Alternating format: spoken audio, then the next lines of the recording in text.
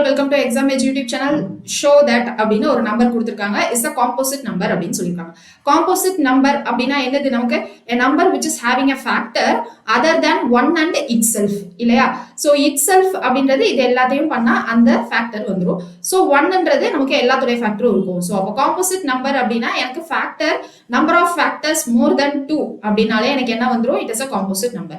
So இதை இப்ப எப்படி எழுதலாம்? 5 into 11 into 17 plus 3 into 11 அப்படின்னு இருக்கு. So இது ரெண்டுலயும் 11 காமனா இருக்கு. So 11 காமனா எடுத்துட்டா இங்க என்ன இருக்கும்? 5 into 17 plus 3 அப்படின்னு இருக்கும். So 17 into 5 அப்படின்னா 85 அப்படின்னு இருக்கும். So 85 plus 3 88 அப்படின்னு கிடைச்சிரும்.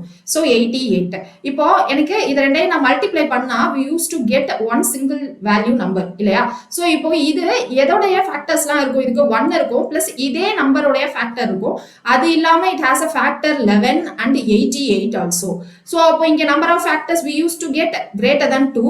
So the given number is a composite number அப்படின்னு எழுதிக்கலாம். இது previous yearல 2 மார்க்ல கேட்ட क्वेश्चन. இது மாதிரி இன்னும் நிறைய क्वेश्चन தெரிஞ்சுக்கணும் அப்படின்னா சேனலை மறக்காம சப்ஸ்கிரைப் பண்ணிக்கோங்க. Thank you.